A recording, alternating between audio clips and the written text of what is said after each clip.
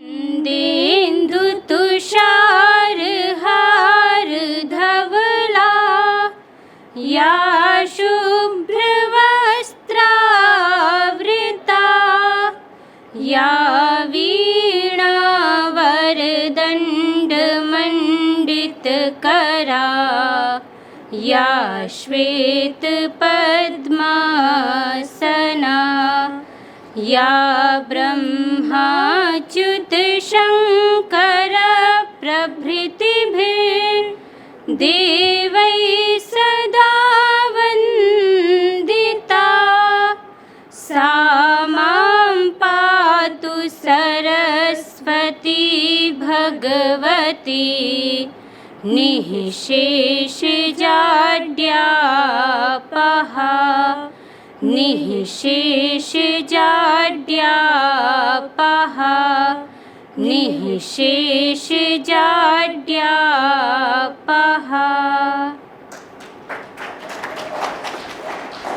धन्यवाद। अब मैं समागत अतिथियों के स्वागत के लिए सबसे पहले मैं डॉक्टर नवीन मेहता जी को आमंत्रित करूंगा कि वो आज के कार्यक्रम के मुख्य अतिथि डॉक्टर प्रयाग शुक्ल जी को तुलसी पादप के द्वारा स्वागत करें।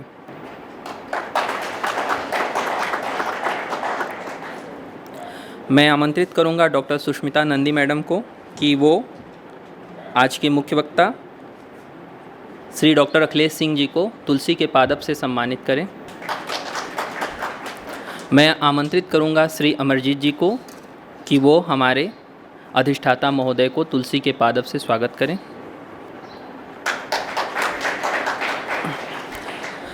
कला और कलाकार की एकात्मता को अभिव्यक्त करता स्पिरिचुअल स्ट्रोक्स कार्यशाला जो अपने अंतिम पड़ाव पर है, मैं समागत अतिथियों के वाचिक स्वागत के लिए आमंत्रित करता हूं डॉक्टर नवीन कुमार मेहता जी को, जो अपने वाक पुष्पों से आज के सम्मानित अतिथियों का स्वागत करें। On behalf of Sanchi University of Buddhist Indic Studies, I extend my heartiest welcome to one and all. We are really honored to have on dais very renowned poet, critic, and above all, a renowned journalist as well. Shri Prayag Shukla ji, who basically hails from Delhi, but in a year he spent some of his time in Bhopal as well. So we are really honored to have you on the dais, sir. We also like to extend our heartiest welcome to Dr. Akhilesh ji, who is a renowned artist not only in India but across the globe in the field of art. And today, being part of his jury team, I was along with him. What did I witness? That he was taking very keen interest in each and every work of the art. That shows his deep interest and inclination towards this vidha or this form of art. We are also honored to have our Dean, Professor Vednath Labji, who is a renowned historian and a brand name in the area of Buddhism. Sir, we welcome you. We have also Shri Rajiv Chaubeji. He is really a very enthusiastic person in the field of art, history and archaeology. We are really honored to have you, sir. We have also among the audience Professor Dr. Sunanda Shastri ji, and you will be wondered to note that among some of the portraits, you will find her portrait as well as there, and she did after a gap of almost 20 to 25 years. So she deserves a huge round of applause from you audience. And we have also Madam Bhatnakar. Still she is working on her work. This shows her interest towards this art. So these artists, they deserve huge round of applause, my dear audience. We like to extend our welcome to all other participants who came down here from far-flung areas of India. We would like to welcome our people from our faculty members, not only faculty members, even we have support from our supporting staff members from Bhopal office. So we would like to welcome them, and really we are thankful for their active collaboration, participation and support in organizing this workshop. Truly a grand success. Undoubtedly, the area of art is so vast that even a big canvas like the platform Sanchi University has provided may be very, very short for creative artists like you people who gathered from different parts of India. Bhartari, in his Niti Shatak, well said, साहित्य संगीत कला विहीन साक्षात पशु पुच्छ विषाण हीना. That means if you don't have any interest towards art, literature, or even any form of music or so and so forth, your life is just like an animal's life. So better to enjoy, to cultivate, to be innovative, and to contribute in this field of art. On behalf of Sanchi University, again I like to extend my heartiest welcome to one and all. Thank you very much. धन्यवाद Mehta sir.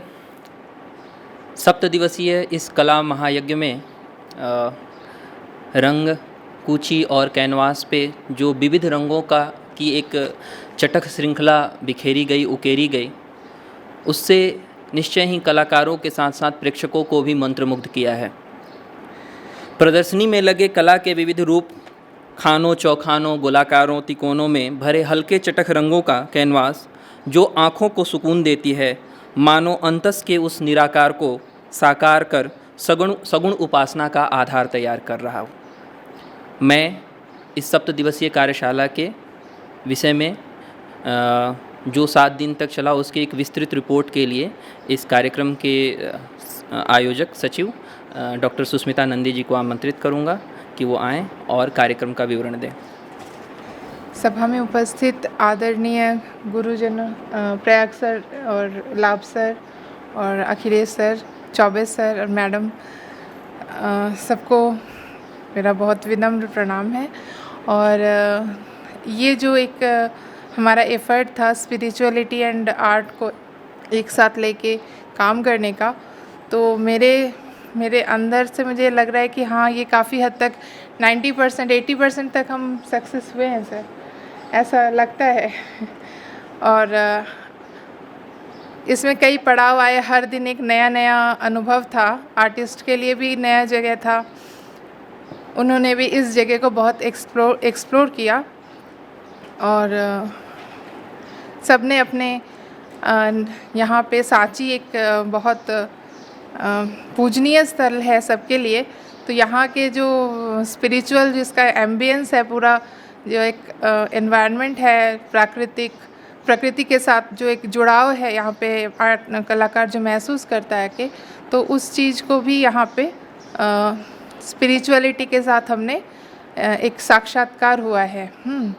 और मुझे जहाँ तक लगता है कि हम इस कार्य में इसलिए भी सफल हुए हैं कि हमारे जो काम आए हैं निकल के, वो मतलब कंपटीशन में एक से बढ़कर एक थे और हर कैटेगरी में ही, ख़ास तौर से बड़े कैनवसेस के कैटेगरी में बहुत ही एक कॉम्पिटिटिव तो नहीं कहेंगे, कंपटीशन ये नहीं भी था। इसमें भी मैं जाऊंगी कि सर का ये एक प्रयाग सर का ये एक सुझाव भी आया था कि हमारे बीच कंपटीशन नहीं होना चाहिए और अवार्ड वगैरह भी नहीं होने चाहिए। तो अगली बार से हम इस चीज़ का भी ध्यान रखेंगे कि एक कुछ और अल्टरनेटिव कोई उपाय हम कर सके। तो मेरे ख्याल से ये जो एक पहला जो एक प्रचेष्टा था, जो प्रयास था, वो काफ़ी हद तक कलाकार बंधुओं के कारण ये सफल भी रहा। और बाकी तो सर बताएंगे, सर को क्या लगता है कि कितना सफल रहा, कितना नहीं। हमने सांची में और शतधारा में भी जाके प्रकृति की अलग अलग छटाओं को देखा, वहाँ का आनंद लिया और कई थोड़े बहुत स्केचिंग और वाटर कलर वगैरह का काम भी हुआ है यहाँ पे। और वो तो ऑन द स्पॉट जो काम हुए हैं, इसके अलावा जो आर्टिस्ट अपने दिमाग में जो बिंब लेके जो वापस लौटे हैं उसको उन्होंने उनके अंदर जो उतर गए हैं चिर समय के लिए, वो बिंब कहीं ना कहीं सारे कैनवसेस में उभर के दिख रहे हैं। और मुझे लगता है कि जो हमारा ट्रिप रहा वो भी सफल रहा इस एंगल से, इस दृष्टि से कि वहाँ पे कई चीज़ों को हमने नूतन तरीके से, नए तरीके से उसको समझने की और उसको उसकी अभिव्यंजना की एक सफल प्रयास किया है कलाकारों ने। मुझे तो बहुत खुशी है क्योंकि मेरा पहला अनुभव भी है इस टाइप का। और यहाँ पे क्योंकि हमने पहले से ही अवार्ड की घोषणा कर दी थी, सर का सुझाव हमने ध्यान में रखा है और इस बार क्योंकि हमने घोषणा कर दी थी तो हमें वो देना था, क्योंकि जो बात कह दी गई उसको तो करना हमारे लिए एक वो है कर्तव्य हो जाता है।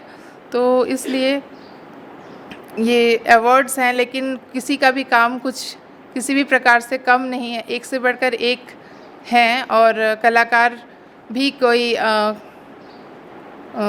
कंपटीशन के मोहताज भी नहीं हैं और सभी लोग यहाँ पे सिर्फ आनंद देने के लिए और आनंद प्राप्त करने के लिए उपस्थित हैं। और हमारा ये सौभाग्य है कि हमारे पहले प्रयास में ही इतने लोगों ने शिरकत की और सबकी भागीदारी, सबके सहयोग से ये संपन्न हो पाया।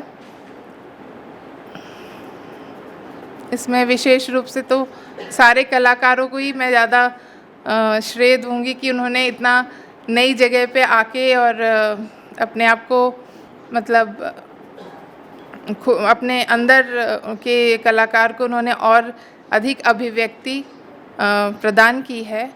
कुछ आर्टिस्टों के स्टाइल्स में भी यहाँ तक कि परिवर्तन दिख रहे हैं। यहाँ के प्रकृति के सानिध्य में इनके काम में काफ़ी बदलाव भी आए हैं, जो एक माइलस्टोन है उनके लिए और आगे भी उम्मीद है कि ये जारी रहेगा। ठीक है। धन्यवाद मैडम, बहुत अच्छी बात कही। कला में कोई प्रतिस्पर्धा नहीं, कला किसी प्रतिस्पर्धा का मोहताज नहीं। यह न कोई उपदेश है, न धर्म विश्वास है, यह मानव के अंतर जगत का रूपमय प्रकाश है। तो इस कला के अगले पड़ाव में जिनको सुनने के लिए हम सब यहाँ एकत्रित हुए हैं, जिनको सुनना निश्चय ही हम सब लोगों के लिए एक अपने में अद्भुत अनुभव है, मैं प्रोफेसर प्रयाग शुक्ल जी को आमंत्रित करूँगा कि वो अपने शब्दों के माध्यम से हमारा मार्गदर्शन करें। अच्छा, जैसा हमारे मुख्य अतिथि जी का आदेश है, मैं उनके वक्तव्य से पहले डॉक्टर अखिलेश जी को आमंत्रित करूंगा कि वो अपने वचनानुवृंदों से हम सब लोगों को कृतार्थ करें।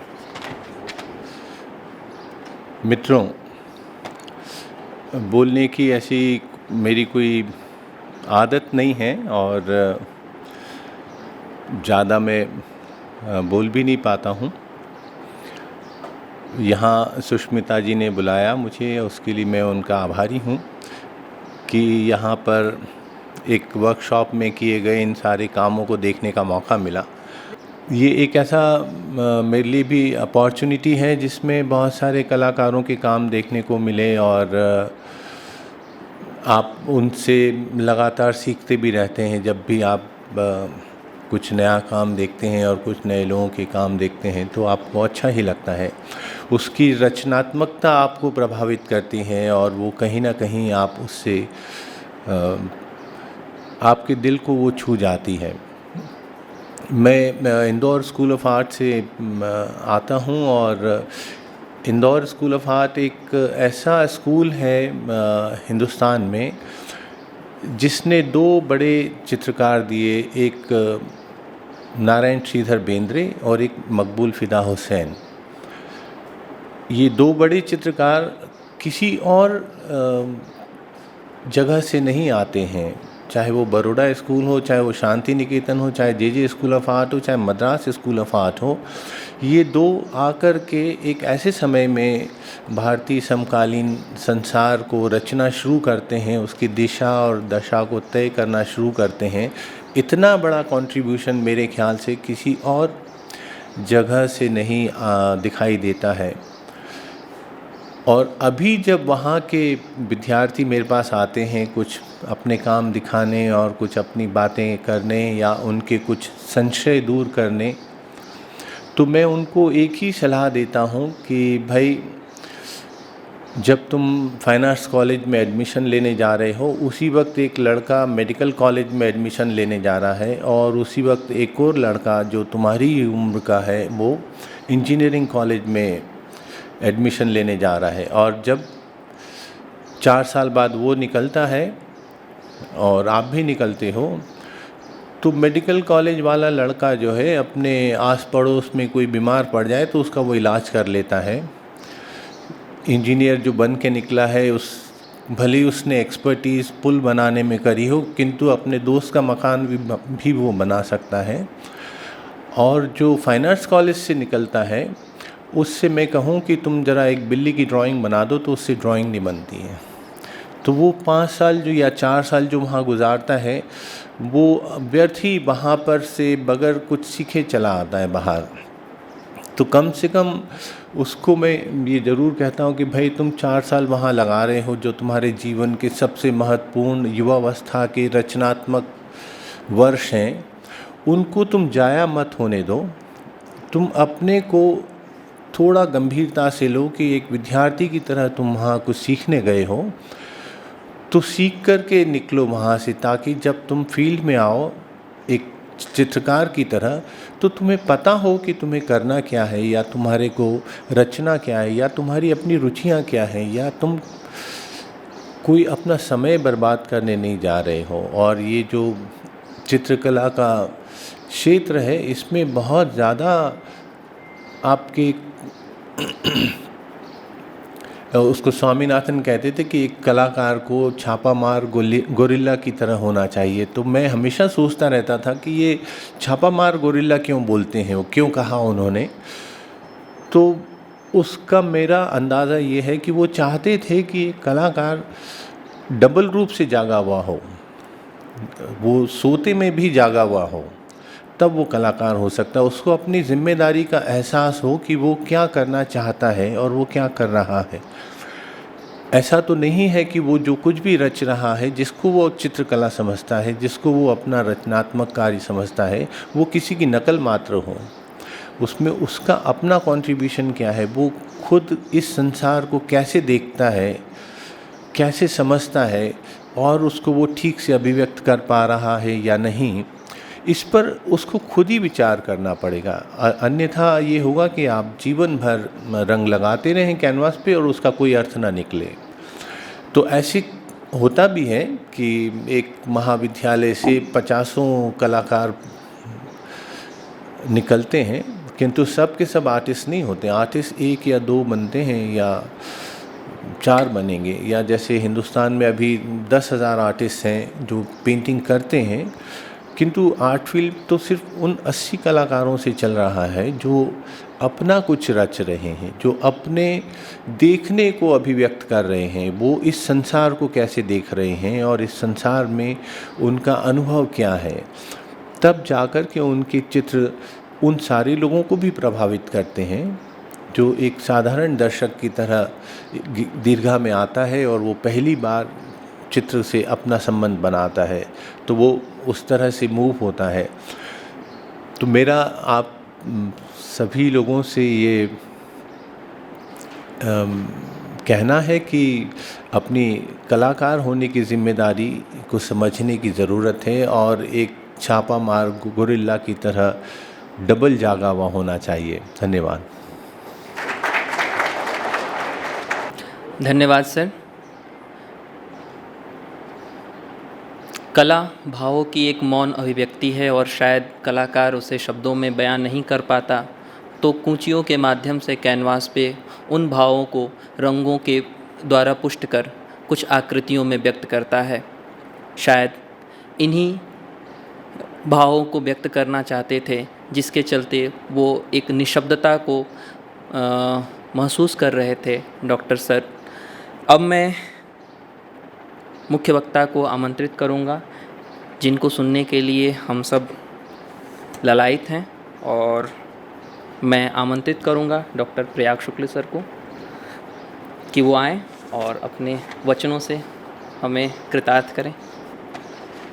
वैद्यनाथ जी, अखिलेश जी, चौबे जी, सुष्मिता मेहता जी, परमजीत और तमाम हमारे सारे जो मित्र, मैं कल कह रहा था आप लोगों से, और उसके लिए मैं अपने को बहुत भाग्यवान मानता हूँ कि कोई दिन ऐसा नहीं गया पिछले 50 वर्षों में, अखिलेश भी जानते हैं, जब किसी न किसी प्रसंग से मैं कलाकारों के साथ न रहा हूँ।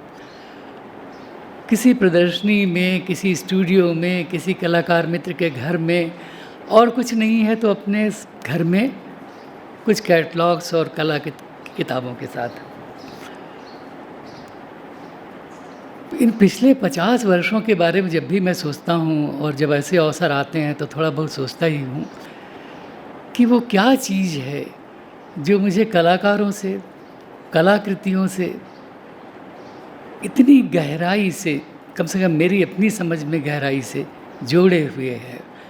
और जैसा कि अभी अखिलेश भी कह रहे थे, किसी भी ऐसे समागम में से कुछ मिलता है, वो ख़त्म नहीं होता, ख़त्म ही नहीं होता कभी, क्योंकि मिलता ही जाता है। तो 2-3 चीज़ें ध्यान में आती हैं, और इस बात को मैं अक्सर कहता हूँ, आज फिर दोहराता हूँ आपसे कि मैं चश्मा उतार लूँ तो बोझ थोड़ा पड़ता है ना, पर जो मेरी आँखें हैं ये तो पहाड़ उठा लेती, कोई बोझ नहीं पड़ता। समुद्र उठा लेती, बड़े बड़े कंटेनर ट्रक जो सड़क से गुजर रहे होते हैं उनको उठा लेती। तो फिर मैंने सोचना शुरू किया कि ये जो आँखों का वरदान है, और जब कला की दुनिया से परिचय हुआ तो ये लगा कि सबसे अधिक ये वरदान सार्थक यहाँ होता है। मैं एक पेड़ को देखूं तो कितना देखना चाहता हूँ, देखता हूँ 15 मिनट, 20 मिनट, आधा घंटा, घंटा भर वो अपनी हिल भी रहा है, पत्तियाँ हैं उसकी, उसको मैं कई रूपों में देख रहा हूँ, उसके भी रूप बदल रहे हैं। पर मैं एक चित्रकृति को देखता हूँ, और सचमुच कभी कभी ऐसा हुआ है, जैसे स्वामीनाथन जी का नाम लिया अखिलेश ने, जिनके साथ मैंने भी जीवन बहुत सारा समय गुजारा है, उन्हीं की तरह, और अब उनकी जीवनी लिख रहा हूँ। तो उनके चित्र हों, हुसैन साहब के कुछ चित्र हों, सब नहीं तो कुछ चित्र, राम कुमार के चित्र हों, विदेशों की बात करूं तो ब्राग का कोई चित्र हो, ऐसे और भी बहुत से नाम ले सकता हूं। उनके सामने तो मैं 1 घंटा खड़ा रहा हूं या आधा घंटा खड़ा रहा हूं, क्योंकि वहाँ कुछ जमा हुआ है, वहाँ कुछ जमा हुआ है और इस तरह इकट्ठा हुआ है कि वो ख़त्म ही नहीं हो रहा। जितनी बार आप देखो कुछ निकलता ही आता है। तो इस चीज़ ने, इस आकर्षण ने मुझे चित्र की दुनिया में, अब तो कई रूप बन गए हैं उसके, इंस्टॉलेशन है, तरह तरह के प्रयोग हैं, और वो अपनी जगह और बहुत सुंदर हैं। और कल बात मैं आप लोगों से कह रहा था, जो हमारी बातचीत हुई थी, कि उन सबका स्वागत है। और इसको बहुत बड़ी चीज़ मानता हूँ कि पिछले 2-250 वर्षों में कला की दुनिया को जो मटेरियल बरतने की छूट मिली है, वो किसी माध्यम के पास नहीं है। वैसे भी इनके पास बहुत सामग्री है, अखिलेश के पास और आप लोगों के पास। गायक के पास क्या है? उसका कंठ है। अभिनेता के पास और नृत्यांगना के पास या नर्तक के पास उसकी देह है। संगीत का कार अगर वो वादक है तो उसके पास एक वाद्य है, ये 2 वाद्य हैं, ये 4 वाद्य हैं। एकमात्र ये माध्यम है। मेरे पास क्या है? एक पेन है और कागज़ हो तो काफ़ी है, और नए युग में कंप्यूटर हो या लैपटॉप हो तो काफ़ी है। तो ये जो सुविधा है ये मुझे बहुत आकर्षित करती है। अब इन्हीं लोगों के साथ बैठता हूँ तो तरह तरह के नंबर ऑफ ब्रशेज़, तरह तरह की पेंसिलें, तरह तरह के कागज़, कोई गिनती नहीं है। तरह तरह और नई चीज़ें बनती ही आ रही हैं। अब तो हमारे देश में भी बनने लगी, कैमलिन वाले बहुत सुंदर चीज़ें बनाने लगे जो पहले विदेश से आती थी। उसके अलावा जब देखता हूँ कि मेरे मूर्ति शिल्प में, इंस्टॉलेशन में अब आप कपड़ा, पत्ता, लोहा, लक्कड़ कुछ भी बरस सकते हो, तो फिर बाकी क्या रहा? तो इतनी सारी सामग्री से कोई कलाकार हमारे ही बीच से उठाई हुई सामग्री से जब कुछ रचता है, तो वो जब उठाता है तो उसके पीछे कोई चयन होता है, कोई संवाद होता है उस रचना सामग्री से। अब संवाद से देखिए बात ध्यान में आती है, जो बात अभी अखिलेश ने कही ऐसे कलाकारों वाले संदर्भ से। मटेरियल सबके पास है, वही ट्यूब है, वही ब्रशेज हैं, तो फिर क्यों राम कुमार, फिर क्यों स्वामीनाथन? मैं भी सोचा करता था। फिर समझ में आया कि संवाद, वो मटेरियल से भी संवाद चलाते हैं। और जैसा कि अखिलेश ने बहुत सही तरह से कहा, ये रात दिन वाला मामला है, आयरनिश का मामला है। तो इसलिए कला की दुनिया से बंधा हूँ और आप लोगों को बहुत भाग्यशाली मानता हूँ और अपने को भी भाग्यवान कि इस दुनिया से जुड़ा हूँ। यहाँ आकर मुझे बहुत प्रसन्नता हुई है। जब सुष्मिता ने बताया कि यहाँ आना है तो मैंने तत्काल स्वीकृति दे दी। पहले तो सांची का नाम ही आकर्षित करता है, जहाँ जो भी विश्वविद्यालय के साथ जुड़ा हुआ है, फिर बौद्ध धर्म दर्शन के साथ जुड़ा हुआ है, जो हम जैसे लोगों को जो लिखते पढ़ते हैं उनको वैसे ही कब से खींच रहा है। बुद्ध खींच रहे हैं, बौद्ध दर्शन खींच रहा है। और मैं आपको बताऊं, यहाँ बैठे हुए जो लोग हैं फैकल्टी के और बाकी, और वो जानते हैं, जैसे वैद्यनाथ जी जैसे लोग जानते हैं, हिंदी की साहित्य की दुनिया में ऐसी कृतियाँ हैं। हमारी मित्र गगन गिल की तो एक किताब का नाम ही है अंधेरे में बुद्ध, और बहुत सुंदर कविता है उसमें, अंधेरे में बुद्ध नाम की। निर्मल वर्मा देखिए, वात्स्यायन जी देखिए, सच्चिदानंद हीरानंद वात्स्यायन अज्ञेय की जो कविता है, साम्राज्ञी को नैवेद्य दान, वो बुद्ध दर्शन की एक अप्रतिम रचना है। तो एक बहुत गहरा सम्मोहन, आकर्षण भी नहीं कहूँगा, सम्मोहन था कि हाँ चलें। अब हम लोग कितना समझते रहे नहीं समझते रहे, पर वैद्यनाथ जी, जब मैंने बौद्ध दर्शन नामक किताब पढ़ी नरेंद्र देव जी की, जितना उसको समझ पाया, और मेरे संग्रह में है वो, यह बुद्ध की जीवनी एक बड़ी सुंदर पतली सी किताब में है, तो लगा कि ये कोई ऐसा समुद्र है जिसमें डूबते जाइए, जिसकी गहराइयों में आप चलते जाइए। मतलब दुख, करुणा, संवेदना, सहानुभूति, जीवन मृत्यु, जो दार्शनिक प्रश्न हैं वो अपनी जगह हैं। फिर नज़र इस तरफ भी जाती है, सांची है ना, और बौद्ध धर्म को लेकर कोई नई बात नहीं कह रहा, केवल उसकी याद कर रहा हूँ। इस समय समूची दुनिया में, लगभग पूरे एशियाई देशों में, समूची दुनिया में तो एक आकर्षण है ही बुद्ध को लेकर, बौद्ध अध्ययन को लेकर, बौद्ध दर्शन को लेकर। लेकिन हमारे पूरे एशियाई देशों में जितनी मूर्ति कला हुई है और जितनी चित्रकला भी हुई है, अजंता एलोरा कम से कम 6 बार तो गया ही हूँ, और घंटों वहाँ बिताया है समय। और ये भी पाया है कई बार, एक बार की घटना को सुनाता हूँ, बड़ी दिलचस्प भी है। तो वहाँ आप जानते हो कि अजंता में एक अप्सरा का चित्र है, दरवाजे के ऊपर बना हुआ, आकाश मार्ग में उड़ रही है। तो जब भी मैं वहाँ जाता था तो मैं ये करता था, बाकी चीज़ें तो देखता ही था, बोधिसत्वों की जो प्रतिमाएं हैं, फिर मैं वहाँ बैठ जाता था फर्श पर और उस अप्सरा को देखता रहता था। तो कई बार जब युवा लोग मुझसे पूछते हैं, कहीं किसी कॉलेज वगैरह में जाता हूँ, कि इस चित्र का मतलब क्या है, तो मैं उसका उदाहरण देता हूँ कि हमने देख लिया है आकाश मार्ग में एक अप्सरा है, वो ऐसे बनी हुई, उसके रंग ये हैं, तो फिर मैं उसको 1 घंटा क्यों देखता हूँ, इसका क्या मतलब है। या ऐसी और किसी चीज़ को। तो मतलब कला में उस अर्थ में नहीं है।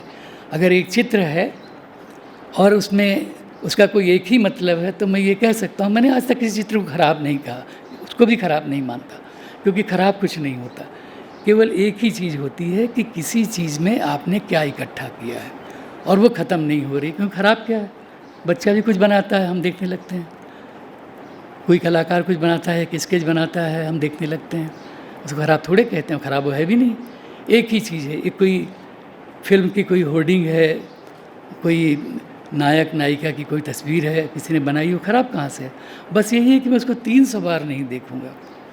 मैं अमृता शेरगिल के चित्र को, पहाड़ी जो 3 युवतियाँ हैं, उस चित्र को बहुत बार मैंने जाकर देखा है।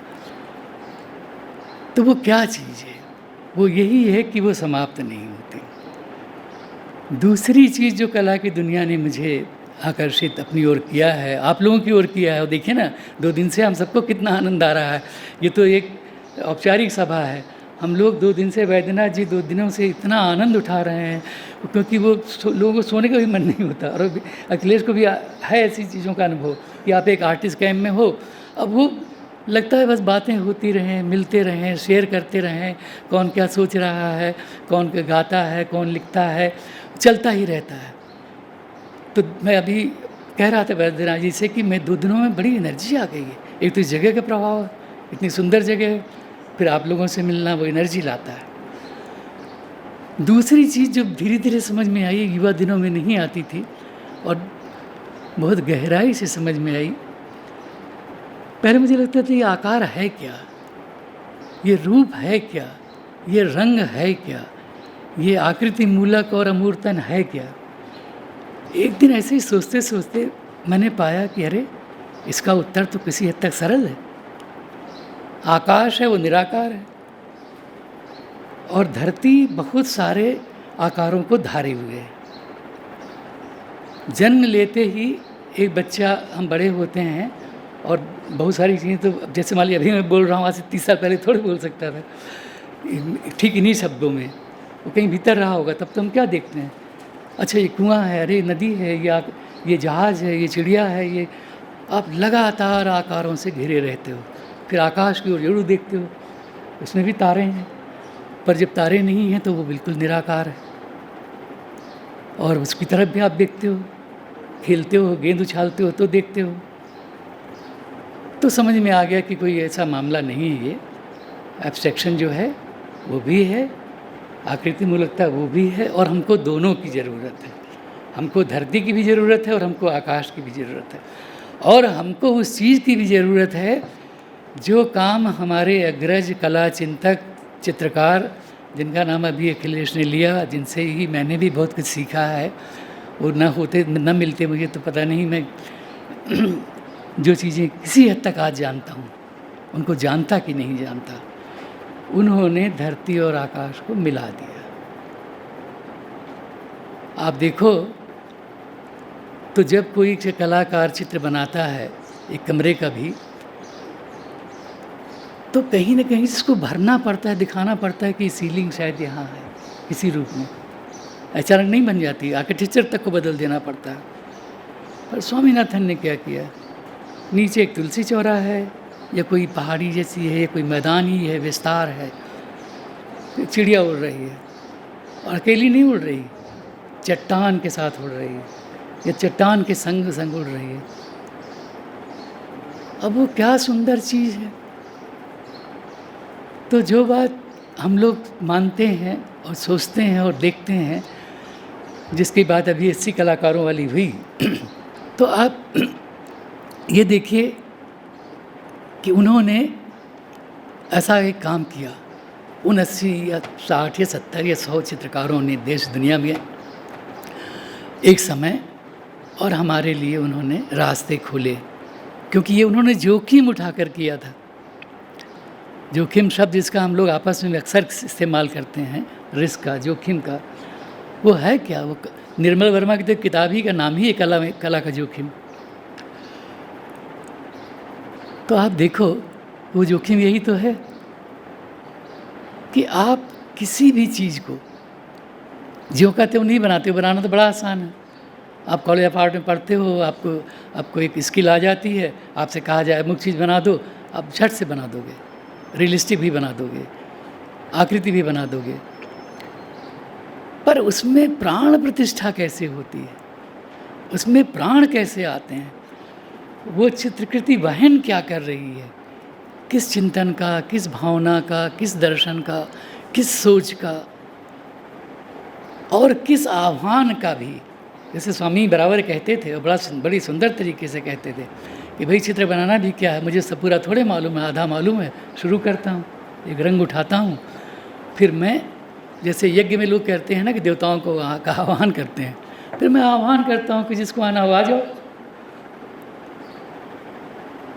तो ये एक तरह का जो सुष्मिता ने और विश्वविद्यालय ने और मैं आप सबको, यहाँ के हमारे कुलपति महोदय को, सारे पदाधिकारियों को बहुत बधाई देता हूँ और इसको एक बहुत अच्छी शुरुआत मानता हूँ। मेरा मन बहुत प्रसन्न है कि एक शुरुआत विश्वविद्यालय की, एक नए विश्वविद्यालय की चित्रकला के प्रसंग से ये भंडार बन रहा है, ये संबंध जुड़ रहा है, जिसका लाभ हम सबको होने वाला है।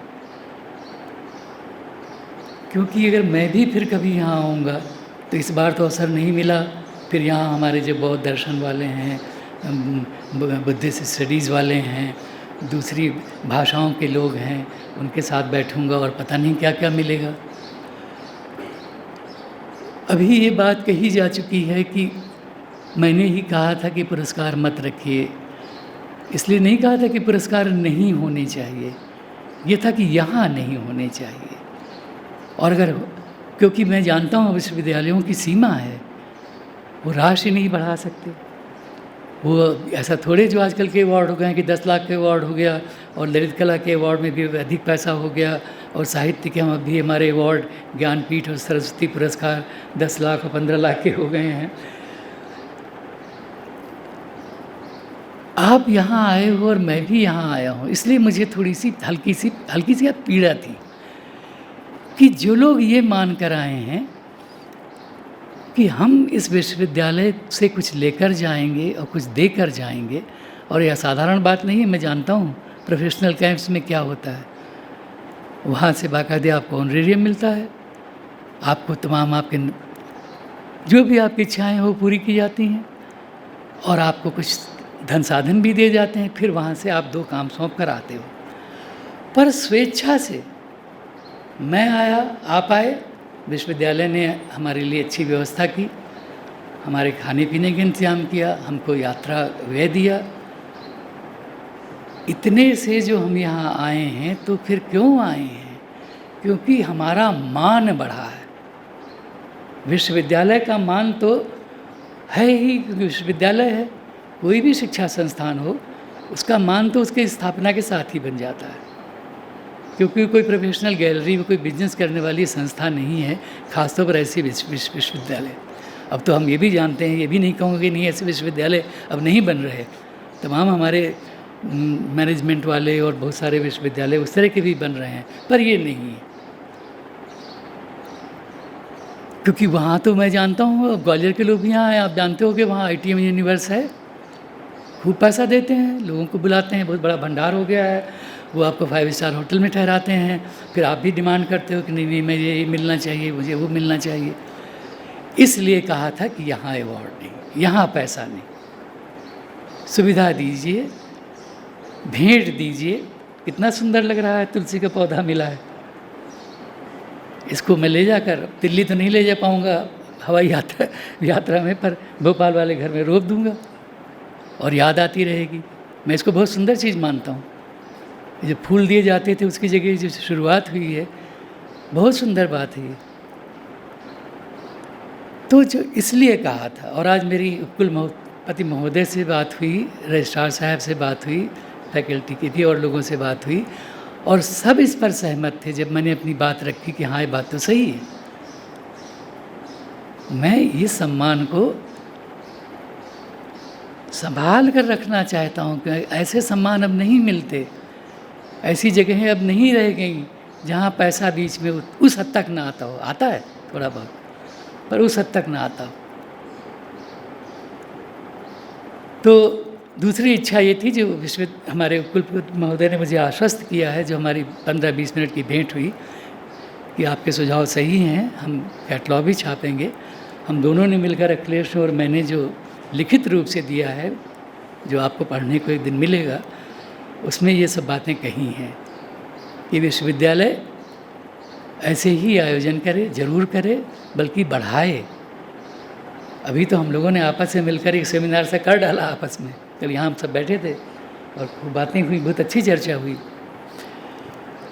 वर्कशॉप्स करें, सेमिनार्स करें, और भी टॉक्स रखें, आर्ट डायलॉग्स हों, कला पर संवाद हो, किसी कलाकार को बुलाएं, वो अपने कुछ आपके अपने बारे में बताए, आप और यहाँ के बारे में उसको आप बताओ, जैसी एक स्थिति बने। जो लोग बाहर से आए हैं उनसे मैं कुछ को नाम से जानता था, कुछ को नहीं जानता था, और ये बात कहकर जाना चाहता हूँ, कल यहाँ कह चुका हूँ। हमारी कला की दुनिया इतनी बड़ी हो चुकी है भारत में, संख्या के लिहाज से। वो तब नहीं थी जब हम बड़े हो रहे थे और हमने लिखना शुरू किया था और कला की दुनिया में प्रवेश किया था, और हुसैन, सूजा, रज़ा, अंबादास, स्वामीनाथन, जयराम पटेल, हिम्मत शाह, वो तो हमको सहज मिले ही थे। और भी बहुत से लोग मिले मेरी उम्र के, मेरे हमवैसी, मंजीत बावा, जोगेन चौधरी, लक्ष्मा गौड़, जो मेरी ही उम्र के हैं, वो मिले। परिवार बना, परिवार है मेरा। मैं कभी निराश नहीं होता। मैं आपको बताऊं, हमारे भारत में बहुत सारी राजनीतिक स्थितियां बनती बदलती हैं, नई नई फौजें खड़ी होती हैं तरह तरह की चीज़ों के नाम पर। मैं आपको सच बताऊं, मैं मन में ये सोच लेता हूं कि जैसी फ़ौज छोटी मोटी कलाकारों की सुष्मिता ने बुलाई है, ये फ़ौज तो बहुत बड़ी है। वो उसकी संख्या अब लाखों में हो चुकी है, क्योंकि शांति निकेतन और बड़ौदा और कलकत्ता का महाविद्यालय ही नहीं रहा बनारस का। अब हर संस्थान में, हर विश्वविद्यालय में, हर कॉलेज में, हर स्कूल में आर्ट टीचर्स हैं। वहाँ से लड़के लड़कियाँ निकल रहे हैं, हर साल हज़ारों की संख्या में निकल रहे हैं, जिनको अब मैं नहीं जान सकता। एक ज़माने में मैं कहता था मैं तो सबको जानता हूँ, जयपुर में कौन काम कर रहा है। जब हम जाते थे तो 10, 12, 15 लोग जो भी होते थे सब मिलते थे, शाम को बैठते थे, चर्चा करते थे।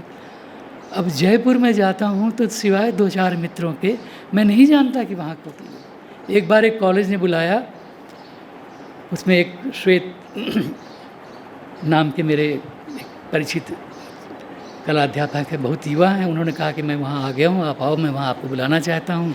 मैंने कहा ज़रूर आऊँगा। उन्होंने जवाहर कला केंद्र में, मैं सच बताऊँ, मुझे ऐसा लगा कि मैं कहाँ पहुँच गया हूँ।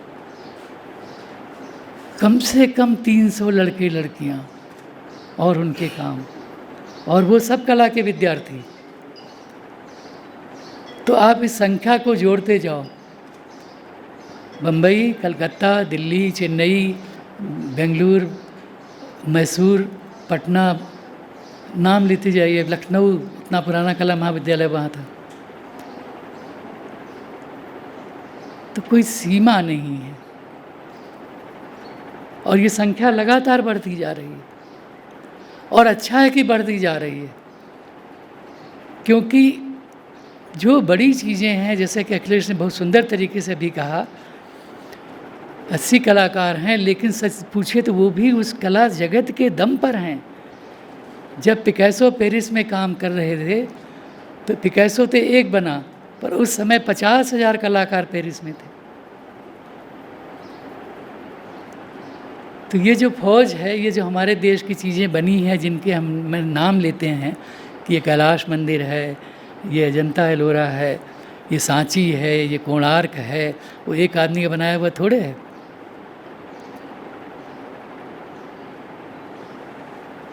तो वो कलाकारों की फौज का बनाया हुआ है। और अभी भी देखिए, जो बड़े म्यूरल बड़े बड़े कलाकार भी बनाते हैं, वो सहयोग लेते हैं कि हमको इतना बड़ा प्रोजेक्ट मिला है, आप आओ। 10 लोग उनके साथ जुड़ते हैं। मुझे आप सबके प्रति भी मेरे मन में बहुत प्रेम और बहुत आभार है, जो दो दिन हमने यहाँ बिताए हैं साथ, एक दूसरे के पते लिए हैं, फ़ोन नंबर लिए हैं, क्योंकि मैं तो जीवन भर यही करता रहा हूँ, यही कमाई है, आप लोगों के साथ रहना और कला से पाना, कलाओं से पाना। क्योंकि फिर कहूँगा कि केवल चित्रकला नहीं, क्योंकि मेरा संबंध तो थिएटर से भी उतना रहा है। 12 साल नेशनल ऑफ ड्रामा भी बिताए हैं। देश के तमाम बड़े हमारे बड़े निर्देशक, अभिनेता, उनके संपर्क में आया हूँ, उनसे बहुत मिला है। वो ऐसे लोग हैं, वो अद्भुत लोग हैं। आप रतन थियाम का नाम लो, उनसे मिलो, उनको देखो, उनके काम को, तो लगता है कि एक दूसरा संसार खुल गया। कावलम नारायण पनिक्कर जो अभी हमारे बीच थे, अब नहीं हैं, मलयालम के। शंभू मित्र जी थे, शंभुदा, मैं नाम लेते चला जा सकता हूँ, वो चिंतन है। फिर यामिनी कृष्णमूर्ति जी जैसे लोग, जो एक ज़माने में जिन्होंने इतना बड़ा उनका कंट्रीब्यूशन था, संयुक्ता पाणिग्रही जी का, और हमारी अरुणडेल जी का, जिन्होंने कला क्षेत्र बनाया, भरतनाट्यम शुरू हुआ।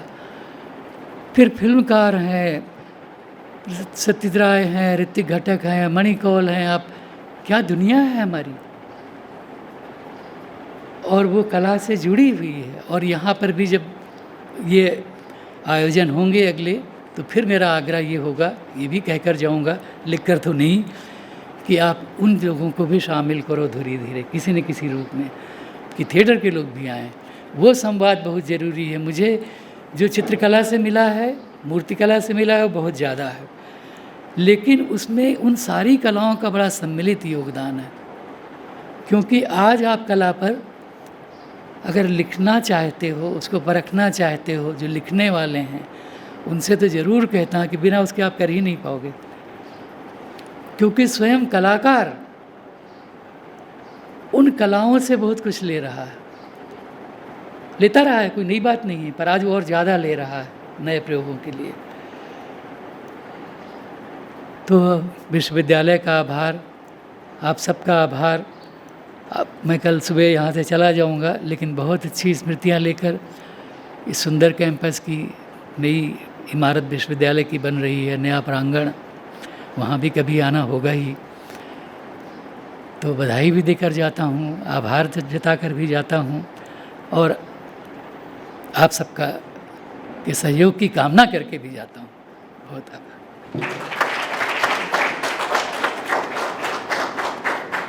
धन्यवाद प्रोफेसर प्रयाग शुक्ल। आपके शब्दों में, आपके उद्बोधन में अनुभव है, एक यात्रा है, जो कला जगत की यात्रा, जो इस देश में एक अजस्र प्रवाहिनी धारा के रूप में बह रही है। आपने अपने अनुभवों के माध्यम से बताया कि ये धारा कैसी चल रही है। वो कारवां जो एक छोटे रूप में शुरू हुआ था, वो आज कैसे वो एक वटवृक्ष के रूप में जो है विशाल होता जा रहा है। ये कला जगत का पूरा परिवार। आपने अपने अनुभवों के माध्यम से निश्चय ही सभी कला प्रेमियों को, कला जिज्ञासुओं को उद्वेलित किया। उनके मन में जो प्रश्न थे उन्हें निर्विकल्प किया। आपके प्रति अनंत कृतज्ञता। कार्यक्रम को आगे बढ़ाते हुए अध्यक्षीय उद्बोधन से पहले कार्यक्रम में प्रतिभागिता के तौर पर हमारे जो पार्टिसिपेट रही हैं डॉक्टर रेखा भटनागर, मैं उन्हें आमंत्रित करूंगा। और मैडम, अत्यंत संक्षिप्त शब्दों में आपसे निवेदन है कि आप अपने अनुभवों को हम सभी के साथ शेयर करें। मैडम भटनागर।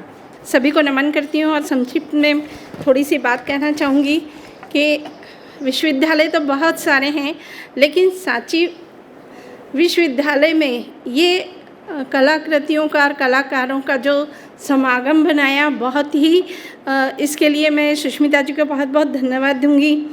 और थोड़ा सा मैंने लिखा था, बहुत सारी थी कविता, लेकिन उन्होंने संक्षिप्त में कहा है तो थोड़ी सी 2 लाइन बोल दूंगी मैं, कि बहुत सुंदर सुंदर कलाकारों ने चित्र बनाए हैं, चाहे वो सांची के कलाकार हों, बनारस के हों, भोपाल के हों, और हमारे बीच थोड़ा सा बहुत ही कहना चाहिए खुशी से आकर कैलीग्राफी का वियतनाम से आए जो लेम सर हैं, उन्होंने भी बहुत अच्छा कैलीग्राफी का हमको बताया है कृति बनाना, और इतनी सुंदर सुंदर कृतियाँ हैं। पूना से आए आनंद जी ने भी अपने दृश्य चित्र में अलग छटा बखेरी है। ऐसे मैं अभी नाम भी नहीं ले पा रही हूँ क्योंकि इन्होंने बंधन में बांध दिया कि बहुत संक्षिप्त कहना है, तो मैं इतना ही कहूँगी। ये लहरें तो हैं बहने को बह जाएंगी, यह लहरें तो हैं बहने को बह जाएंगी, अनबोली कई कहानियाँ कह जाएंगी। सांची में जो समागम बनाया कलाकारों का, जो सांची में कलाकारों का समागम बनाया, भले ही समापन हो जाए, स्मृतियाँ शेष रह जाएंगी, रंग धुल जाए रेखाएं रह जाएंगी, रंग धुल जाए रेखाएं रह जाएंगी। धन्यवाद। 7 दिनों के कलाकारों के समागम इतना लुभावना और इतना अमृतस्पर्शी रहा, मैं तो शायद भूल नहीं पाऊंगी लाइफ में। स्पिरिचुअल स्ट्रोक्स इस नाम से हम सब उपस्थित हुए हैं। एक बात बताना चाहती हूँ जो बहुत दिनों से मैं सोचती आ रही हूँ, या बचपन से, इस स्पिरिचुअलिटी के ऊपर अपने विचार थोड़े से। जहाँ तक मुझे लगता है कि हम सब स्पिरिचुअल बीइंग हैं, आध्यात्मिक सत्ता हैं, और इन सब इस चीज़ का अनुभव हम कभी न कभी अवश्य करते हैं। ऐसा इसलिए लगता है कि पंचभूत से बना हमारा जो शरीर है, अगर उस पंचभूत में वो तेज नहीं होता तो हमारी कल्पना संभव नहीं है। हम उस दिन अपने आप को तो कर भी नहीं सकते, दूसरे हमें मृत्यु घोषित कर देते हैं, क्योंकि वो तेज, वो प्रकाश हमारे अंदर से बाहर चला जाता है। तो कुछ ना कुछ आध्यात्मिक सत्ता तो है, और कुछ ऐसी फीलिंग्स है जो आपको भी सदैव कहीं ना कहीं कोई ना कोई स्ट्रोक देती रहती है कि हम कुछ खास हैं, हम वो स्पिरिचुअल विंग्स हैं, आध्यात्मिक सत्ता हैं। एक अपने छोटे से अनुभव बताना चाहूँगी जिसका अनुभव मुझे हमेशा होता रहता है। मेरे पिताजी बहुत पूजा पाठ करते हैं और मुझे लगता है कि उनमें कुछ खास है। तो जब मेरे कोई कंपटीशन या किसी भी ऐसी चीज़, कोई परीक्षा की बात आती है तो मैं उनके पास जाती हूँ। बचपन से ही मैं उनसे बोलती हूँ कि इसमें मुझे सिलेक्शन होना है और मैं हो जाऊँगी ना। मुझे लगता है कि वो मुझे सत्य बताएंगे। तो वो कहते हैं कि ये मेरे से पूछने की बात नहीं है, तुम ईश्वर से जाके मांगो। किंतु होता यह है कि जब मैं ईश्वर से मांगने जाती हूँ ना, तो मुझे लगता है ये मैं क्या तुच्छ सी चीज़ मांग रही हूँ। कंपटीशन में पास होना या परीक्षा में फर्स्ट आना या कोई अवार्ड मिल जाना कोई बहुत बड़ी बात तो नहीं है।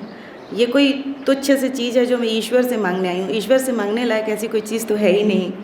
ईश्वर तो ईश्वर है और हम भी कुछ खास हैं, ये हमारे लिए व्यर्थ की चीज़ है। ऐसा अनुभव मुझे निरंतर होता रहा है।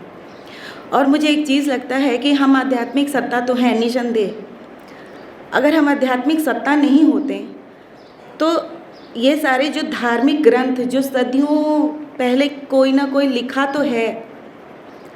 लिखा है, बाइबल हुआ, कुरान हुआ, या हमारा वेद है, पुराण है, उपनिषद है, ये कहाँ से आ गया? हम इन पे कई लोग विश्वास नहीं करते हैं, पर जब इस पे कोई साइंस अगर रिसर्च करके इसको प्रूफ कर देता है तो हम उस पे विश्वास करने लगते हैं ना। तो हमें उस दिन इस पे क्यों विश्वास हो जाता है? और बरसों पहले जो इन्होंने लिख दिया, शताब्दियों पहले, उन पे विश्वास क्यों नहीं है? वही तो स्पेशल स्पिरिचुअल स्ट्रोक्स है। क्यों सर? स्पिरिचुअल स्ट्रोक्स तो वही है। क्यों हम विज्ञान की प्रतीक्षा करते हैं, उसके प्रयोग की प्रतीक्षा करते हैं?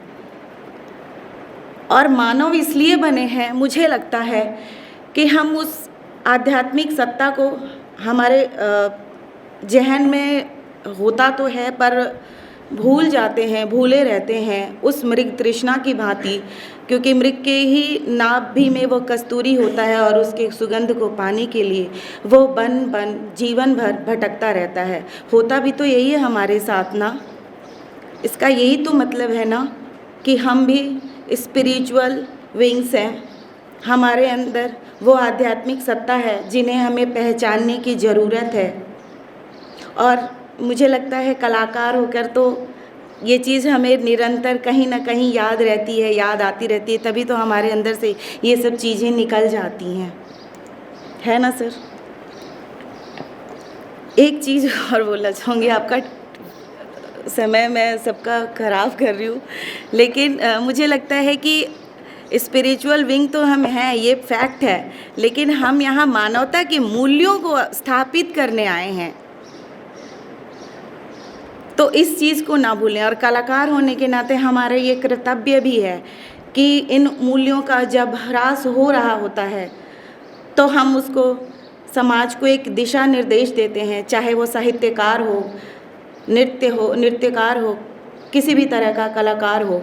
साहित्य का मतलब ही तो साहित्य मतलब सुंदर हित है शायद। बस इन्हीं शब्दों के साथ थैंक यू, नमस्कार। धन्यवाद डॉक्टर चंद्रावती जी। अत्यल्प शब्दों में काफ़ी भाव जो इनके निकल रहे थे वो निश्चय ही ऐसे ही अनुभवों को हम सुनने के लिए आतुर थे, और हम चाहते हैं कि ऐसे ही सुझाव, शायद आप लोगों को फीडबैक फॉर्म भी मिला होगा, तो उस फीडबैक फॉर्म में जो है अपने सुझाव हमें अवश्य दें। और अब मैं अध्यक्षीय उद्बोधन के लिए अपने सांची बौद्ध भारतीय ज्ञान अध्ययन विश्वविद्यालय के अधिष्ठाता महोदय प्रोफेसर वैद्यनाथ लाभ जी को आमंत्रित करूंगा कि वो अपने शब्दों से हमारा मार्ग प्रशस्त करें। आदरणीय professor Prayag Shukla ji, doctor Akhilesh ji, professor Sunanda जी, राजीव जी और सभी मित्रों, सभी कलाकार, हमारे छात्र, हमारे सहयोगी गण, मैं बहुत देर से सोच रहा था कि इस कार्यक्रम में मुझे जिस स्थान पर बैठा दिया गया है उसके लिए सबसे अनुपयुक्त व्यक्ति बैठा हुआ है। दोनों विश्व विख्यात जो कला के मर्मज्ञ हैं, इन लोगों ने इतनी अच्छी अच्छी बातें कह दी है तो मेरे लिए कुछ कहने को शेष नहीं रह गया है। बहरहाल एक औपचारिकता है, हर कार्यक्रम में एक किसी न किसी को अध्यक्ष बना दिया जाता है, तो अब मुझे भी वह दायित्व दिया गया है तो कुछ बोलना है, लेकिन बोलने में जो त्रुटियां होंगी उसके लिए मैं पहले ही से क्षमा याचना कर रहा हूं। मैं इतिहास, भारतीय संस्कृति, दर्शन का विद्यार्थी हूं, विशेष रूप से बौद्ध दर्शन का, और बौद्ध दर्शन में कला भी एक बहुत बड़ा पक्ष है, उसका मूर्ति के रूप में हो, चित्र के रूप में हो। और यहाँ पर जो हमने विषय रखा था अपने 7 दिवसीय कार्यशाला का, स्पिरिचुअल स्ट्रोक, जैसा भी मैडम बोल गई कि स्पिरिचुअलिटी के एलिमेंट्स तो हम सब में होते ही हैं, और स्पिरिचुअलिटी हमें कहीं डिफ़ाइन करती है, हमें रिफ़ाइन भी करती है, डिफ़ाइन भी करती है और रिफ़ाइन भी करती है। और उनके माध्यम के रूप में ये जो ललित कलाएं हैं, चाहे वो चित्रकला हो, वो संगीत कला हो, नाट्य कला हो, कथा और कहानी आदि की विधाएं हों, तो ये कहीं न कहीं उन रिफाइनमेंट को जन्म देती है, और हमारे अंदर के उस छिपे हुए जो बीज है अध्यात्म का, या जो जिसने हमें पशुत्व से मनुष्यत्व की ओर आगे बढ़ाया, मुझे लगता है कि वह भी एक कला थी, परिष्कार का एक साधन था, और हम कहीं न कहीं उससे आगे बढ़े। तो जैसा अखिलेश जी की बात मैं सुन रहा था कि एक कला कहीं न कहीं दायित्व का भी बोध सृजित करती है।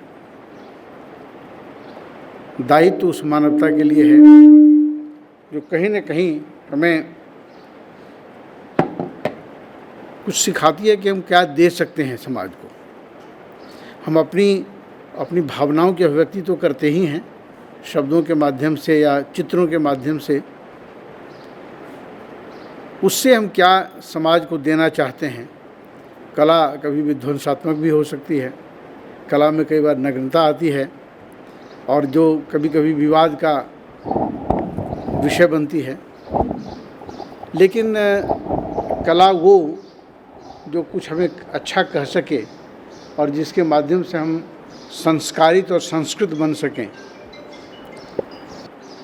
और मैं बारंबार उस बात बहुत फिर दोहराता हूँ और विश्वास भी करता हूँ कि वो कहीं न कहीं हमें ये कला माध्यम जो हमें संस्कारित करने का, हमारे अंदर परिष्कार लाने का, हमारे अंदर जो कोमल भावनाएं हैं उनको उकेरने का, उनको प्रस्फुटित करने का, उनको दूसरों तक पहुंचाने का। तो इन सबों का मैं तो चूँकि कला का पारखी नहीं हूँ, इसलिए मैं पहले शुरू से ही कह रहा हूँ कि मुझ में वो गहराई नहीं है, लेकिन प्रशंसक अवश्य हूँ। और मैं सभी कलाकारों को वस्तुतः हृदय के अंतःकरण से के अंतरतम से मैं बधाई देता हूँ कि आप सबों ने बहुत ही सुंदर प्रयास किए। और इस विश्वविद्यालय जो हमारा अभी नवांकुरित विश्वविद्यालय है, अभी ये बिल्कुल शैशवावस्था में है। सुष्मिता के लिए भी ये बहुत बड़ा एक चैलेंज था और उस चैलेंज को आप सबों के माध्यम से उसने बहुत ही सफलतापूर्वक उसका निर्वहन किया है, ऐसा मुझे विश्वास है, लगता है। यह आप सब ने हमें बहुत बड़ी संपत्ति दी है, ये हमारे विश्वविद्यालय की शोभा बढ़ाएंगे। और जब भी कोई, जैसा कि खासकर एब्स्ट्रैक्ट को जब कई बार पेंट करते हैं तो उसको देखने का भी सबका अपना अपना दृष्टिकोण होता है। जबकि एक ही चीज़ को, एक ही वाक्य, भगवान बुद्ध कहते थे जब उनका परिनिर्वाण होने लगा तो उनसे पूछा कि भगवान आपके बाद हमारा गुरु कौन होगा, तो वो कहा कि मैं किसी भी व्यक्ति को अपना उत्तराधिकारी नहीं बना रहा हूँ, मैंने जो धर्म और विनय के उपदेश दिए हैं यही तुम्हारे गुरु हैं, और इनको सच्चे हृदय से सीखना, समझना और उस पर आचरण करना। तो उस आचरण की जो उन्हें स्वतंत्रता दी, बहुत लोगों ने उनकी भाषा को अपने अपने ढंग से समझा, और ये हर चीज़ के ऊपर लागू होता है। एक ही चित्र को हम देखते हैं तो कोई देखने का दृष्टिकोण कुछ और होता है, किसी को कुछ और लगता है। तो ये सारा कुछ, ये तो हमारे हर व्यक्ति के अंदर जो एक अपने सोचने की शक्ति है, देखने की शक्ति है, उससे वैविध्य भी आता है। और वैविध्य तो इस सृष्टि का एक वैशिष्ट्य है। इसलिए इन सभी वैविध्यपूर्ण दृष्टिकोणों को हमने चित्रों में देखा है और बहुत ही मैं उनकी प्रशंसा करता हूँ, साधुवाद देता हूँ। हमारा कार्यक्रम ऐसा लगता है कि बहुत ही अच्छा रहा है, सफल रहा है, लेकिन मैं इसको कहते well begin is half done. तो सुष्मिता जी ने एक बहुत अच्छा प्रयास किया और इसी बहाने आप सबों से मिलने का मौका मिला, आपके कार्यों से को देखने का मौका मिला, उनसे आनंद की अनुभूति हुई, उसको एक बड़ा सुख है। हमारे मध्य आपने प्रोफेसर प्रयाग जी ने, इनका नाम तो बहुत दिनों से सुनता था, ये बड़ा ही मेरा सौभाग्य है कि आज आपके दर्शन भी हुए और भी बातें कई चली, तो कुछ पुरानी बातें भी याद आने लगी। तो ये आपने बड़ी कृपा की इस विश्वविद्यालय पर कि आप यहाँ आए, अपना बहुमूल्य समय दिया और आपको यहाँ आकर बहुत अच्छा लगा। ये आपको अच्छा तो लगा ही, उससे अच्छा हमें लगा और हमारे ऊपर एक अनुग्रह है आपका। हम आपका भविष्य में भी कामना करेंगे कि आप अपना समय हमें समय पर दें। अखिलेश जी तो बिल्कुल हमारे नज़दीक हैं, हालांकि ये कितना उपलब्ध रहेंगे, इतने विश्वविख्यात व्यक्ति अपने कामों में लगे रहते हैं और देश विदेश घूमते रहते हैं, लेकिन फिर भी आपका सानिध्य, आपका आशीर्वाद हमें मिलेगा समय समय पर, इसका मुझे विश्वास है। इसकी हमारी कामना भी है और हमारी प्रार्थना भी है।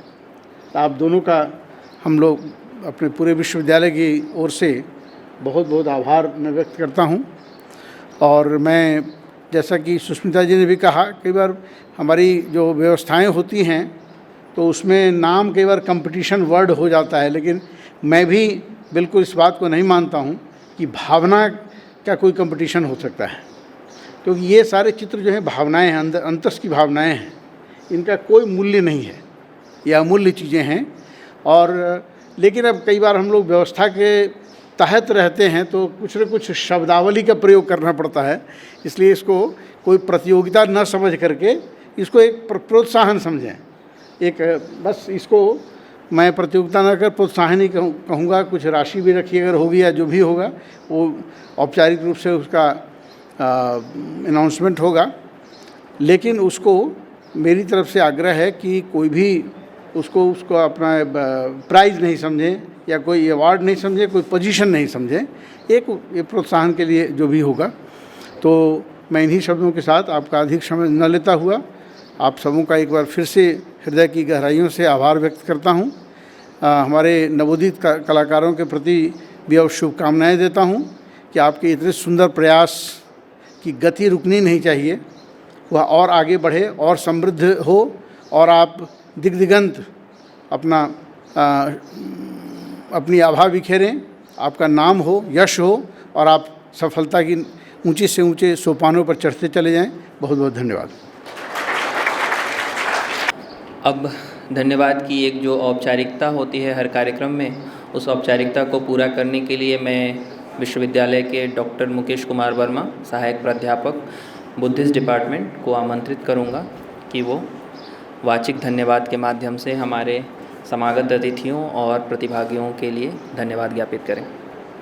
मंच पर उपस्थित गुरुजनों, professor Tyag Shukla sir, doctor Akhilesh Singh sir, professor Labh sir और सभा में उपस्थित विद्वजन और मित्रों, यह सांची विश्वविद्यालय का प्रथम वर्कशॉप पेंटिंग से रिलेटेड था।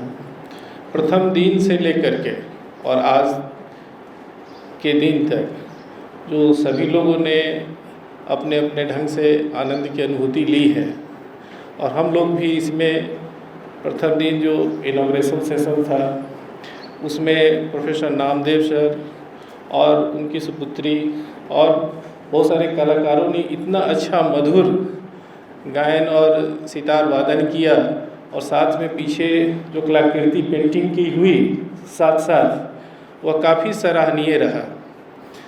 उसे यह जानकर हम लोग काफ़ी आनंदित महसूस किए कि इतने कम समय में और इतना अच्छा कलाकृति माँ सरस्वती का, तथागत बुद्ध का, और इन लोगों ने बहुत ही कम समय में और इतनी खूबसूरत पेंटिंग सामने दर्शाई। इसके लिए आप सभी का तहे दिल से बहुत बहुत धन्यवाद। यहाँ हम सभी उपस्थित हुए हैं, कभी कभी जहाँ जहाँ हम लोग, चूँकि क्लासेस वगैरह चल रही थी इसलिए सभी प्रोग्राम में मैं सहभागी नहीं रहा, बट यहाँ आकर के जो भी पेंटिंग प्रदर्शनी देखने को मिला, इससे यह ज्ञात होता है कि आप लोग के अंदर प्रतिभा कूट कूट कर भरी हुई है, और उम्मीद करते हैं कि इसको आप लोग अपने जिस तरह से देश से आप जगह जगह से, BHU से, बहुत जगह से लोग यहाँ आप लोग आए हैं और अपना एक अमूल्य समय और अपना एक महत्वपूर्ण योगदान सांची विश्वविद्यालय को दिया है, इसके लिए हम लोग धन्य हैं। आप सभी का बहुत बहुत आभार, बहुत बहुत धन्यवाद। साथ में मैं विश्वविद्यालय परिवार के अपने कुलपति महोदय, कुल सचिव महोदय, साथ में ग्राफिक डिजाइनर यहाँ बैठे हुए हैं डॉक्टर श्री अमरजीत जी, और ऑफिस में, भोपाल ऑफिस में बहुत सारे हमारे जो सहकर्मी हैं हमारे साथ हर एक मोड़ पर साथ देते हैं, से दुबे जी, जॉली जैन जी, अदिति मैडम और यहाँ विश्वविद्यालय उपस्थित जो सक्सेना जी हैं, जो जितनी व्यवस्था आप देख रहे हैं सब इनके अथक परिश्रम से आपके सामने दिखाई दे रही है। इन्होंने दिन रात हमेशा सजग रहते हुए सर क्या करना है, मैडम क्या करना है, और हमेशा आप सब चीज़ की प्रबंध यहाँ पे देखे हैं और करने का प्रयास किए। और साथ में विश्वविद्यालय में हम लोग के सहकर्मी नवीन मेहता सर, जिन्होंने ओम प्रकाश जी, जिन्होंने कंटिन्यू भोपाल से आकर के यहाँ रोज़ वीडियोग्राफी फोटोग्राफी में अपना अमूल्य योगदान दे रहे हैं। और सबसे बड़ा सर प्रोफेसर शुक्ल सर, आपके जो अनमोल वचन हम लोगों को काफ़ी मार्गदर्शक रहेंगे कि किस तरह से आदमी की अभिव्यक्ति सिर्फ मौखिक नहीं होती है, बहुत सारी अभिव्यक्ति आंतरिक होती है, जो अपने अंतर मन से बहुत कुछ आदमी उद्घाटित करता है। श्री राजीव सर यहाँ पर उपस्थित हैं, मैडम सुनंदा मैडम उपस्थित हैं, आप सभी का बहुत बहुत धन्यवाद और सभी लोगों का आभार जो आप सभी लोग यहाँ उपस्थित हुए। हमारे अधिष्ठाता महोदय जिन्होंने समय समय पर नंदी मैडम को बहुत सारी टिप्स दिए कि ऐसे कीजिए, ऐसे करें। डॉक्टर अखिलेश सिंह सर, जिन्होंने काफ़ी कम समय में अपने जो पेंटिंग के अनुभव को बताने का प्रयास किया, आपको भी सर बहुत बहुत धन्यवाद। और इसके साथ मैं प्रभाकर जी को बुलाना चाहूँगा। धन्यवाद।